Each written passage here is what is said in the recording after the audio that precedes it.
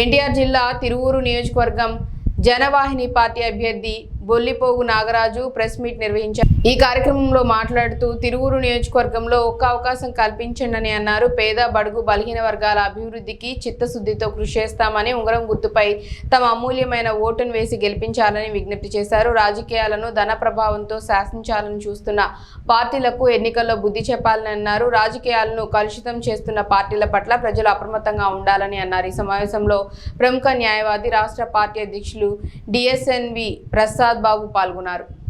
అదే విధంగా న్యాయవాదులు అంటే అడ్వకేట్ ఈజ్ సోషల్ ఇంజనీర్ అన్నారు. ఈ సమాజం ఎలా ఉండాలి, సమాజాన్ని మనం ఏం చేయాలి, సమాజాన్ని ఏ విధంగా అభివృద్ధి పదంలోకి తీసుకెళ్ళాలి, ఇటువంటి ఆలోచనలు న్యాయవాదులు చేస్తూ ఉంటారు. కాబట్టి పాత్రికేయ మిత్రులు న్యాయవాదులు కలిసి పని చేయాలి అనేటటువంటి ఒక మంచి ఆలోచనతోటి జనవాహిని పార్టీ ముందుకెళ్తా ఉంది. మరి జనవాహిని పార్టీ లక్ష్యాలు ఏమిటో మీకు ముందుగా 2 మాటలు చెప్తాను.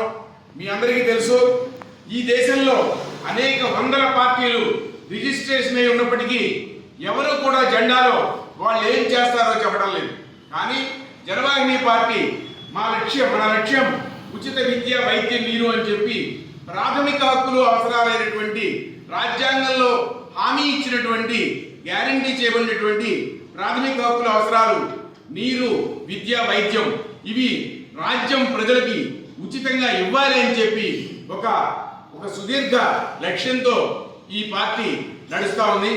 మనం చూస్తున్నాం, మనం అందరం కూడా ప్రాసెస్డ్ వాటర్ తెచ్చుకుని తాగుతున్నాం.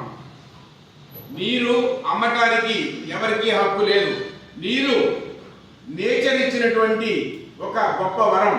ప్రాణికి, పదార్థానికి అన్నిటికీ కూడా నీటిలో సమానమైనటువంటి హక్కు ఉంటుంది.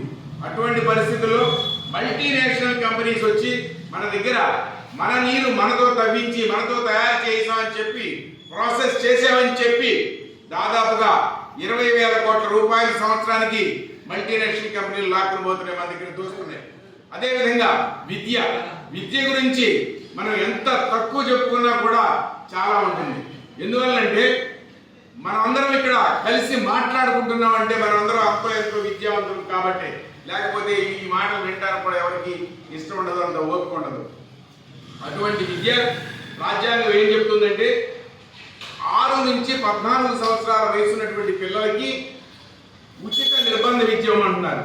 ఇమ్మంటే ఈ రాష్ట్ర ప్రభుత్వాలు, కేంద్ర ప్రభుత్వాలు, రాజకీయ పార్టీలు, రాజకీయ నాయకులు అన్ని దుర్మార్గాలు చేస్తూ విద్యని నడి బజార్లో వ్యాపార వస్తువుగా చేశారు. ప్రైవేట్ స్కూల్స్ అట, పబ్లిక్ స్కూల్స్ అట, ఇంటర్నేషనల్ స్కూల్స్ అట.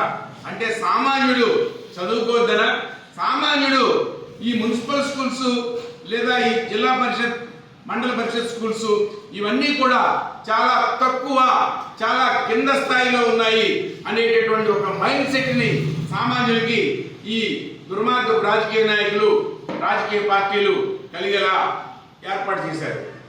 ప్రతి విద్యా సంస్థ వెనుక ఒక దుర్మార్గుడైనటువంటి ఒక రాజకీయ నాయకుడు ఉంటాడు. మీరు కావాలంటే ఏదైనా సరే ఒక పేరొందినటువంటి ఒక విద్యా సంస్థను చూసుకోండి. వాళ్ళ పిల్లలు ఏదో గొప్పవాళ్ళుగా చదువుకోవాలి, మన పిల్లలు అంటే సంపన్నుల పిల్లలు ఒక రకమైనటువంటి చదువు, మనకి ఒక రకమైనటువంటి చదువు అంట. ఇది చాలా దుర్మార్గం అని చెప్తున్నాను. ఈ రాష్ట్రంలో ఉన్నటువంటి అనేక మంది అధికారులకి, అనేక మంది రాజకీయ నాయకులకి వాళ్ళ పిల్లల్ని, వాళ్ళ సంతానాన్ని, లేక వాళ్ళ కుటుంబ సభ్యుల పిల్లల్ని అందరినీ ఈ మున్సిపల్ స్కూల్స్ లో కానీ, గవర్నమెంట్ స్కూల్స్ లో కానీ పంపించేటటువంటి దమ్ము, ధైర్యం ఉందా అని చెప్పి అడుగుతా ఉన్నా. మీ పిల్లలు మీరే పెద్ద పోటుగాళ్ళ, ఈ దేశాన్ని, రాష్ట్రాన్ని దోచుకుతుంటే మీరు ఎవరు గొప్పవాళ్ళు అనుకుంటున్నారా? మీ పిల్లలు ఏమిటి అక్కడ చదవటం, మా పిల్లలు ఏంటి ఇక్కడ చదవటం అని చెప్పి నేను నిలదీస్తున్నా. అందువల్ల జనవాహిని పార్టీ ఒక ఆలోచన చేసింది.